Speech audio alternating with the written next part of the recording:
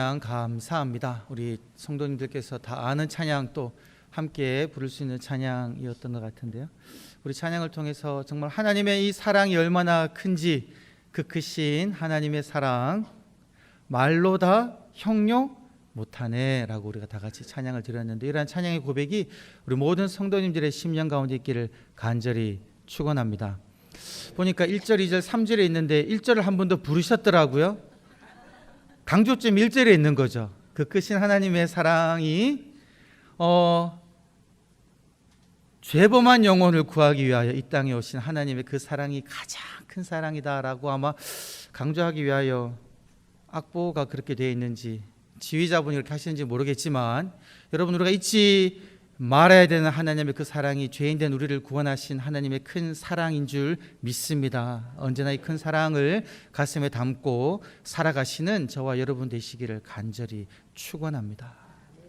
여러분, 이번 한 주 우리가 기억하고 외치며 살기를 원하는 그 다짐은요, 상대방의 마음을 세세하게 살피겠습니다 입니다. 상대방의 마음을 세세하게 살피겠습니다. 이번 주도 제가 먼저 이 가슴에 손을 얹고 이 한 절 외침을 먼저 한번 외치시면서 우리 말씀을 함께 듣도록 하겠습니다. 시작.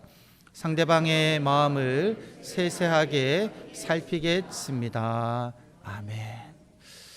여러분, 우리는 살아가면서 여러 가지 행동을 하고 말을 하는데요, 우리의 행동과 말은 상대방에게 선한 영향력이든 또 좋지 못한 영향력이든지 간에 우리의 말과 행동은 상대방에게 영향을 끼치게 된다라는 겁니다. 우리 성도들이 목표를 하고 살아가야 되는 삶의 모습은 어떤 모습일까요? 우리의 말과 행동이 상대방에게 선한 영향력을 끼치기를, 나의 말과 행동을 통하여 나를 구원하신 하나님의 그 사랑이 전파되기를 원하며 살아가야 된다라는 거죠. 그런데 반대로 나의 말과 행동으로 인하여서 상대방의 마음에 지울 수 없는 상처를 주고 있다면, 혹은 준 적이 있다면, 우리들은 이 부분을 살펴보아야 한다라는 겁니다. 근데 우리들은 살아가면서 내 말이 상대방에게 어떤 좀 상처를 주고 있는지 모르고 살아갈 때가 간혹가다 있습니다. 특별히 이제 내 할 말 다 하고 사는 그런 성격을 가진 분이라면 특히 더 그렇죠. 우리 그런 말 많이 듣는데, 이제 어떤 사람이 이제 돈을 내 가지고 미장원에 가서 아주 머리를 멋지게 하고 갔단 말이죠. 이분은 마음이 아주 이렇게 좀 모나지 않고 둥그런 사람이에요. 근데 말을 좀 뾰족하게 하는 사람이 친구로 있다면 그 사람이 그분을 또 보더니만 이렇게 머리가 이렇게 떡지게 했냐고, 그냥 툭 던진 말이에요. 근데 툭 던진 말에 이 마음이 둥근한 사람은 마음에 상처를 입는 거죠. 그런데 되받아치지를 못합니다. 혼자 기도실에 가가지고 하나님께 기도하는 거죠. 하나님, 제가 머리를 멋지게 하고 교회 갔는데, 그래서 제 친구가 말을 그렇게 했는데 하나님 속상하네요. 그렇지만 주님 용서하라고 했으니 제가 용서하겠습니다. 기도 가운데 이 마음을 다스렸단 말이죠. 다시 만나고 교회 갔는데 그 다음 주일날 옷을 입고 갔는데 그 옷을 보더니만 그분이 그렇게 이야기했다는 거예요. 센스가 이렇게 없냐고, 옷이 이게 뭐냐고, 패션 감각이 없냐고, 이렇게 이야기했단 말이죠. 이분은 자기의 이 말이 상대방에게 어떤 영향을 끼쳤는지 모른다라는 겁니다. 우리들은 여러분, 내가 하고 있는 이 말들, 행동들이 상대방에게 어떤 영향을 끼치고 있는지를 세세하게 살펴봐야 된다는 겁니다. 내가 말을 툭 던졌을 때 그 툭 던지는 말을 듣고 그 사람의 표정이 어떻게 바뀌는지를 우리들은 세세하게 살펴보아야 한다는 거죠. 내 말이 혹시나 상대방에게 상처를 주지 않았는지 우리들은 기도 가운데 날마다 살펴보는 삶을 살아야 된다는 거죠. 그것이 오늘 우리가 한 절 외침의 결단입니다. 상대방의 마음을 내가 세세하게 살펴보겠습니다 라는 거죠. 오늘 본문 말씀을 보게 되면 여러분 어떤 내용입니까? 오늘 말씀은 예수님께서요, 율법에 있는 율법을 설명하면서 하나님이 그 말씀을 왜 백성들에게 전했는지를 다시 한번 풀어주는 그런 맥락에서 가장 먼저 살인하지 말라는 이 규정 가지고 예수님이 가르쳐 주시는 내용입니다. 어떻게 되어 있습니까? 옛사람이 들은 바, 옛사람에게 말한 바, 너희가 살인하지 말라. 살인하는 자는 심판을 당하리라 라는 말을 너희가 들었는데, 나는 너희에게 말하는데 형제에게 화내는 사람마다 심판을 당하고, 그리고 형제에게 라카, 히브리 말로 히브리 말 욕이에요. 라카 무슨 뜻인지는 모르겠죠. 조금 이따 말씀드릴게요. 어쨌든 라카라고 말했을 때는 너희가 공회에 잡히게 된다. 동일하게 심판 자리에 간다는 거죠. 그리고 형제에 대하여 미련한 자다, 바보라고 말하는 사람은 지옥불에 떨어진다는 거죠. 너희가 예물을 제단에 드리다가 형제에게 원망 들을 만한 일이 있는 것 생각나면 예물을 제단 위에 두고 먼저 형제에게 가서 형제와 화목하라. 그리고 난 다음에 나에게 예물을 드리라. 그리고 내가 길을 가다가 너희를 고발하는 자를 만나면 급히 사화하라, 화목하라, 화해하라. 그렇지 아니하면 너를 고발하는 자가 너를 재판관에게 넘길 것이고 너희는 옥에 갇혀서 그 모든 것이 다 갚기 전에는 나오지 못할 것이다 라고 예수님께서 이 말씀을 가르치셨다라는 거죠. 특별하게 여러 말은 없는 것 같아요. 그런데 여러분, 우리 이 말씀을 읽을 때 우리 성도님 머릿속에 드는 질문, 아마 대부분의 성도님들이 다 이런 질문을 가질 것 같아요. 어떤 의문점이 드십니까? 살인하지 말라. 살인하면 심판받으리라. 하나님 맞아요. 살인하면 안 되죠. 살인하는 자는 당연히 심판받아야 합니다. 주님 그렇습니다. 동의를 하죠. 여러분, 이어지는 연속적인 말씀 가운데 우리들은 주님께 물을 것 같아요. 형제에게 화를 내면 동일한 심판을 받고, 형제에게 락하라고 욕을 하면 공회에 잡히게 되고, 형제에 대하여 미련한 자라고 말하면 지옥불에 떨어진다니, 아니 주님, 이게 말이 됩니까? 너무 벌이 엄중한 것 아닙니까? 라고 의문이 들지 않으셨던 분이 있으면 한번 손 들어 보십시오. 아마 대부분의 성도님들이 이 말씀을 읽으면서 그렇게 생각하셨을 것 같아요. 주님, 이 형벌 너무 엄중한 것 같습니다. 내가 저지른 그 잘못에 비하여서 하나님이 내리시는 형벌은 너무 중한 것 같습니다 라고 생각하기가 쉽다라는 거죠.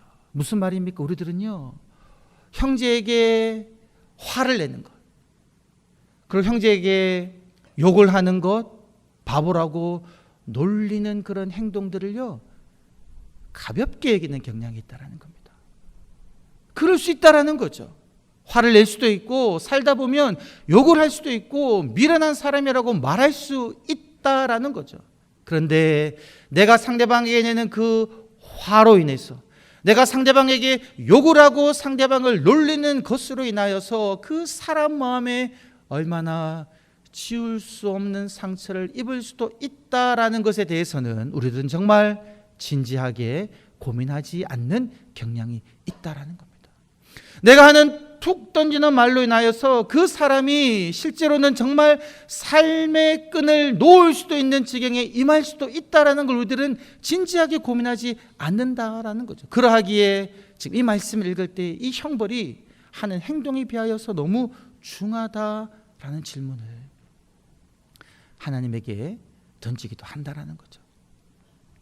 여러분, 학교에서 이제 그 친구들 간에 일어나는 학교 폭력, 이렇게 행동을 하는 것이 아니라 언어적인 폭력, 이런 걸 볼 때요, 이렇게 회의를 해보면 가해자는 그런 말을 간혹 한다라는 거예요.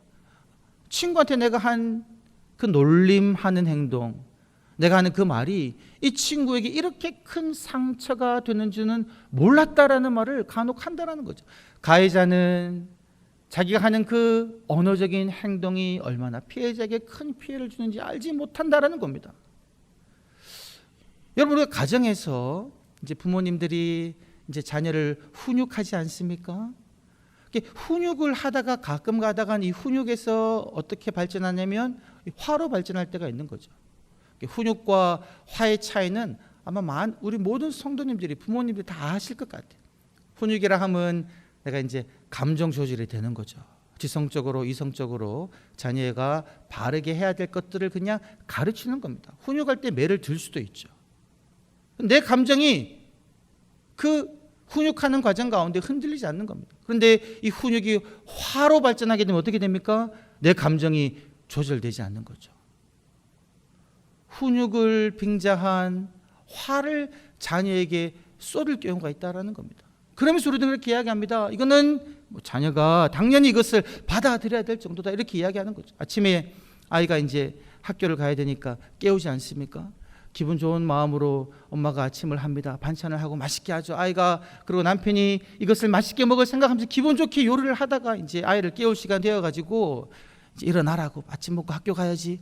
어떤 생각으로 깨웁니까? 밥 먹고 힘내어가지고 건강 생각하면서, 그리고 이제 일어나가 밥 먹고 학교 가서 잘 배워가지고 훌륭한 사람이 되기를 원하는 마음으로 자녀를 기분 좋게 깨웁니다. 근데 깨우다가 자녀가 한 번에 일어나는 자녀는 아마 거의 없는 것 같아요. 일어나지 않고 미적미적거리면 그때부터 이제 막 속에서 약간 화가 일어나기도 하죠. 미적미적거리기도 하고, 남편은 돕지도 않고, 그러다가 뭐 만약에 국을 쏟았다고 치면은 막 성질이 나면서 에이 미련 곰탱이 같은 녀석, 이러다가 뭐가 되겠냐고 뭐 말하면서 화를 내기도 하고, 또 남편에게 왜 도와주지 않느냐고 하다가 남편은 자기에게 불똥이 튀어가지고 막 자녀 깨우다가요, 그것이 부부 싸움으로까지 번지는 경우가 자주는 없지만 일어날 수도 있다라는 겁니다. 여러분, 그때요, 이 아이가 가만히 입을 뒤집어 쓰고 자리에 누워가지고 무슨 생각하냐면요, 나 때문에 결국 엄마 아빠가 싸우는구나. 내가 한 번에 일어났으면 됐을 것을 내가 일어나지 않아가지고 부모님이 저렇게 싸우는구나, 나 때문에 싸우는구나 하고 생각하면서요, 자기를요 비하하기 시작한다는 거죠. 제가 하는 말이 아니라 심리학 책을 읽어보니까 이렇게 이야기하더라고요.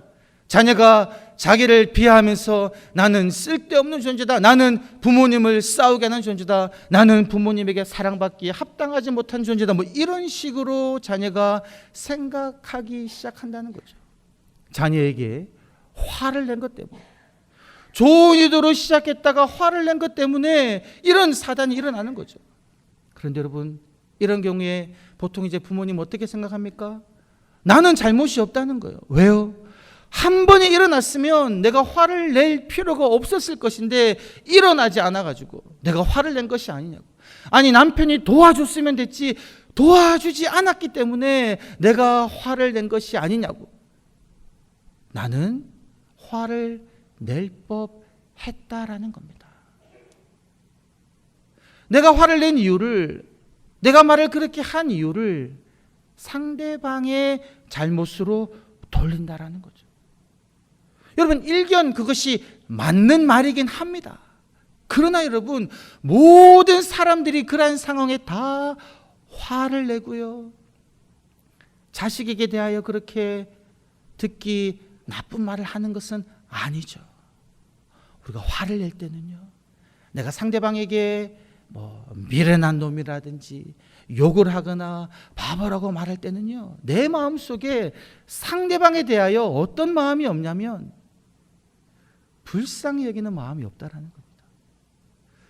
긍휼히 여기는 마음이 없고, 내가 상대방에게 부당한 대우를 받았기 때문에, 상대방의 잘못된 행동 때문에 내가 이렇게 말하는 것이고 내가 이렇게 화를 내는 것이다 라고 생각한다라는 겁니다.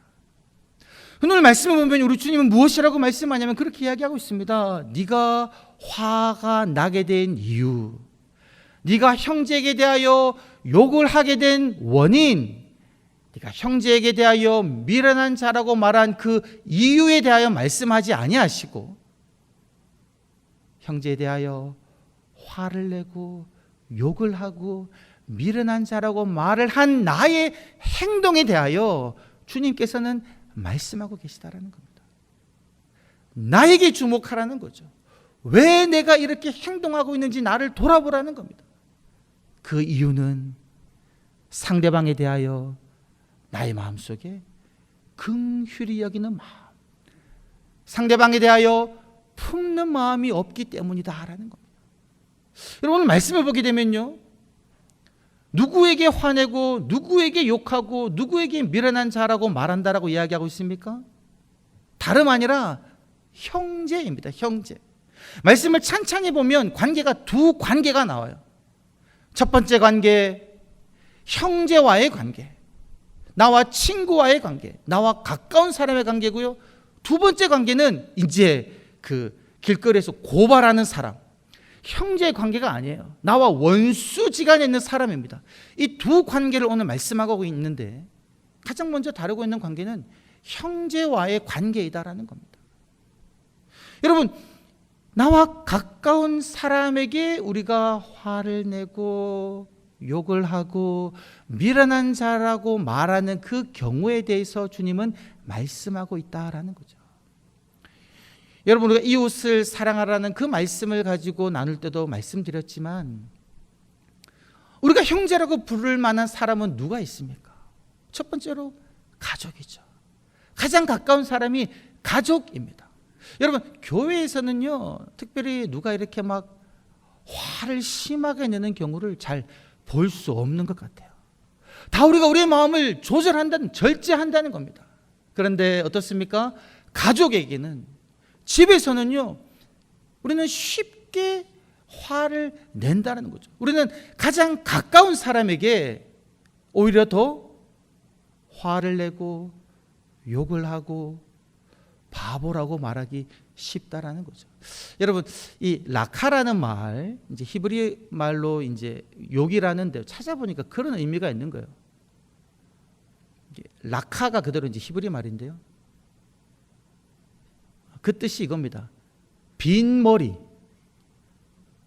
빈 머리. 이거는 욕 같지 않죠, 여러분? 근데 빈 머리를 좀 욕처럼 해보면요, 우리가 일상 속에서 아주 많이 듣는 말인 것 같아요. 넌 생각이 없냐?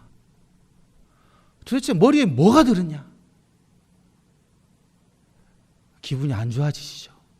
근데 이런 말들 우리가 일상 속에 살아가면서 집안에서 너무나 가끔씩 하고 듣는 말이라는 거죠. 아, 도대체 생각이 없이 왜 이렇게 했니? 너는 머리에 도대체 뭐가 들었니? 이 돌대가리야. 이런 말이 지금 라카라는 말이에요. 라카. 쉽게 던지는 말이지만요, 이런 말을 내가 듣고 살아가면요, 진짜 내가 돌대가리인 줄 압니다. 나는 생각이 없는 사람, 내 머리에 도대체 뭐가 들었지? 이런 말을 우리가 특히 자녀들에게 하기가 너무나 쉽다라는 거죠. 그런 말을 하면 하나님께서 그 사람을 어디에 올리신다고요? 공회에 잡혀가게 한다는 겁니다. 심판 자리에서 너가 한 말을 달아보게 하신다라는 거죠. 우리의 말로 인해서 우리의 사랑하는 자녀가 자기 스스로에 대하여서 자존감을 잃어버리고요, 살 가치가 없는 존재라고 생각해보고요, 내가 직접 살인은 하지 않지만 나의 그 라카라고 하는 그 말로 인하여 나의 자녀는요, 마치 죽은 것처럼 살아갈 수도 있다라는 것이 이 말씀이 우리들에게 명하고 있는 말씀이다라는 거죠. 오늘 말씀 보면 여러분, 이 지금 말씀을 듣는 사람은 누구냐면요, 놀랍게도 예배자랑 예배자, 하나님을 예배하는 사람이라는 겁니다. 너희가 예물을 제단에 드리려다가, 여러분, 하나님의 말씀의 율법에 따라 예물을 제단에 드리려고 나간 사람, 하나님을 믿는 사람이고 하나님을 섬기는 사람이라는 거예요. 근데 이 사람이 무엇했다는 겁니까? 형제에게 원망 들을 만한 그런 말과 행동을 했다라는 거예요.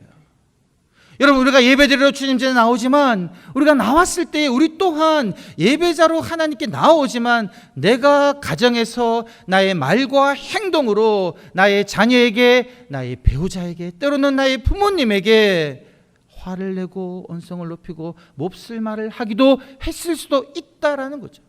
여러분, 그런데 네가 재물을 예물을 제단에 드리려다가 형제에게 원망 들을 만한 일이 있는 줄 생각나거든.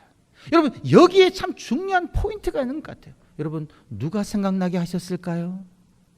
너무나 감사하게도 하나님이, 그 예물을 받으려고 준비하고 계신 하나님이 당신에게 예물을 드리러 오는 그 예배자에게 원망을 가지고 있는 사람이 있는 걸 보시고서는요, 그 예배자에게 생각나게 해주신 거예요. 지금 너의 자녀가, 너의 배우자가, 너의 친구가 너에 대하여 지금 안 좋은 마음을 가지고 있다. 너의 말로 인해, 너의 행동으로 인해 상처를 받고 있는 일이 있다라고 하나님이 생각나게 해주시는 거예요. 여러분, 이것은 놀라운 축복인 줄 믿습니다. 우리는 잊고 살 수가 있어요. 내가 한 말이, 내가 한 행동이 내 사랑하는 자녀에게 어떤 악 영향을 미치고 있는지를 모르고 나는 여전히 하나님을 예배할 수가 있는데, 너무나도 감사하게도 하나님이 나에게 생각나게 하셨다는 겁니다. 이거는 놀라운 축복입니다. 이때 어떻게 하라는 겁니까?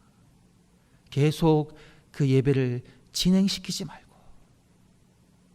그 재물을 제단에 먼저 두고 먼저 가라는 겁니다. 누구에게요?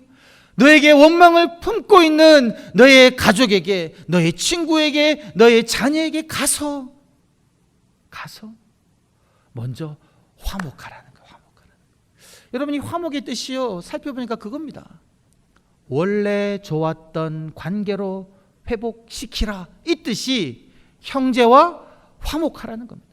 관계가 나빴던 관계가 아니에요. 좋았던 관계입니다. 내 배 아파서 내가 낳은 자녀입니다. 나를 낳은 부모예요. 사랑해서 결혼한 나의 배우자입니다. 이 좋았던 관계가 나의 말로 인해, 나의 화냄으로 인하여서 깨어지고 지금 안 좋아졌는데, 그것을 다시금 원래의 관계로 회복시키라는 거죠. 이것을 지금 하나님께서 우리들에게 명하고 있다는 겁니다. 그래서 여러분, 우리들은 어떻게 해야 되냐면 늘 예배 자리에 나올 때마다 하나님께 그렇게 기도해야 된다는 거예요. 주님, 제가 하나님께 예배드리러 왔습니다. 혹시나 주님, 내가 알지 못하는 가운데, 내가 기억하지 못하는 가운데 나의 말과 행동으로 누군가에게 상처를 주고 그 사람의 마음을 아프게 한 것이 있다면 주님, 용서해 주소서로 끝나는 것이 아니라 여러분, 기억나게 해주세요. 주님, 저는 지금 하나님을 바라보며 예배하러 나왔습니다. 그런데 내가 알지 못하는 가운데 내가 상처되는 말 한 것, 주님, 내가 잊고 있다면 기억나게 해주십시오. 그러면 주님은 오늘 말씀처럼 기억나게 하신다는 거죠. 우리는 그 기억난 걸 가지고 가서 다시금 좋았던 관계로 회복해야 된다는 거죠. 어떻게 하면 회복할 수 있습니까? 내가 당신에게 이 말한 것 잘못했다라는 거죠. 내가 당신에게 툭 찌르는 말 한 것, 내가 잘못했습니다. 그 말로 인해서 당신이 상처를 받았다면 내가 잘못했습니다. 나를 용서해 주십시오. 우리들은요, 지금 이 주일 예배에 나오신 분들 정도 되시면 그렇게 큰 잘못을 저지르고 사시는 분들은 아마 없을 것 같아요. 살인하신 분들이 있습니까? 간음한 분들이 있습니까? 도둑질한 분들이 있습니까? 재판소 가가지고 이익을 위해서 거짓 증거한 분들이 있습니까? 이웃의 것을 탐내가지고 그 사람을 죽이고 취한 그런 분이 계십니까? 없죠. 여러분, 이 정도 되면 우리들은 그냥 만족하면서 신앙생활을 할 수 있어요. 이 정도 되면 나는 그래도 잘 살고 있다고 생각할 수가 있습니다. 또 오늘 말씀 보니까 하나님이 우리에게 원하시는 삶은 그 정도의 삶이 아니라는 거예요. 너희 하나님의 온전하신것 같이 너희도 온전하라고 말씀하실 때 하나님이 원하시는 온전함은요, 외형적인 행동으로 내가 사람을 죽인 적 없고 불륜을 행한 적 없고 도둑질한 적 없고 거짓 증거한 적 없으면 괜찮다 하는 정도가 아니라는 겁니다. 오늘 말씀 보게 되면 읽진 않았지만 앞부분에 그렇게 이야기하거든요. 인자에 온 것은 율법을 폐하러 온 것이 아니고 율법을 완전하게 하려 합니다. 율법을 완성케 하려 합니다. 그러면서 계속 이야기합니다. 말씀하십니다. 율법의 1.1획이라도 없어지지 않고 다 이룰 것이다. 너희가 율법의 작은 것 하나도 없이 하고 가르치는 자는 천국에서 작은 자가 될 것이지만 율법의 그 작은 것을 지키며 가르치는 자는 천국에서 큰 자라고 이길 것이다. 너희의 의가 서기관과 바리새인들보다 더 낫지 아니하면 결단코 천국에 들어가지 못할 것이다 라고 말씀하시거든요. 여러분이 바리새인과 서기관들은요, 율법의 외형적인 것들은 다 지키는 사람들입니다. 철저하게 지키는 사람들입니다. 뭐 이렇게 걸고 넘어질 게 없는 사람들이 바리새인과 서기관들이죠. 근데 그들의 의보다 우리가 어떻게 더 나을 수가 있다는 겁니까? 주님이 원하시는 의는 그런 외형적인 의만이 아니라 중심에서 진정 하나님의 말씀을 지키는지를 보신다는 거죠. 이웃 사랑하기를 내 몸과 같이 하라는 이 말씀 한가운데 율법의 모든 것이 다 이루어진다라고 주님 말씀하셨거든요. 내가 외형적으로 십계명을 다 지킨다고 할지라도 내 마음속에 이웃을 내 몸같이 사랑하지 아니하고 형제에게 내가 화를 내고 욕을 함으로써 형제에게 상처를 주는 것, 이것 여러분 주님이 기뻐하지 아니하신다는 거죠.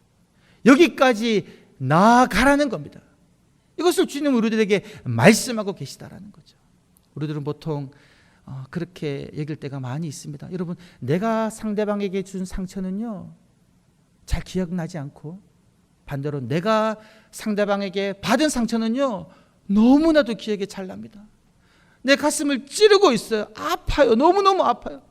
내가 받은 상처가 너무 커서 상대방이 나에게 한 잘못이 너무나도 크게 보여서 상대방에게 가서 내가 따집니다. 나에게 잘못했다라고 말하라. 내 마음을 위로해달라. 나는 당신의 말로 인해, 행동으로 인해, 잘못으로 인해 내가 상처 받았으니 나에게 잘못했다라고 말하라고 막 따질 때가 많은 거죠. 그러나 정작 우리들은 무엇을 모르냐면 내가 상대방에게 준 상처, 나의 눈빛으로, 나의 말로, 나의 행동으로 상대방에게 준 그 상처는 모른다는 겁니다. 알지 못하는 거예요. 그래서 우리들은 주님께 기도해야 되는 줄 믿습니다. 주님, 내가 상대방의 마음을 세세하게 살피겠습니다. 내가 받은 상처에 내가 매몰되어서 왜 나에게 상처 주었냐고 내가 따지지 않고 내 말로, 내 행동으로, 내 눈빛으로 내가 상대에게 준 상처 있다면 주님 그거 기억나게 해 주셔서 주님 내가 가서 잘못했다라고, 내가 말로 당신에게 상처 주어서 미안합니다라고 말할 수 있도록 주님 하여 주시옵소서. 이런 기도를 예배의 자리에 나올 때마다, 주님께 기도의 자리로 나아갈 때마다 주님께 기도드림으로 여러분들의 형제와 사랑하는 사람들과 화목하게 지내시는 그런 은총을 누리시는 저와 여러분들 되시기를 주의 이름으로 간절히 축원합니다. 하나님, 우리의 말과 우리의 마음을 붙들어 주시어서 주님 상대방의 마음에 상처를 주지 않게 하시고, 혹 상대방의 마음을 아프게 한 것이 있으면 주님 기억나게 해주시어 용서를 구하는, 화목해 하는 삶을 살아가게 하여 주옵소서. 감사드리고 구주 예수님의 이름으로 기도드리옵나이다. 아멘.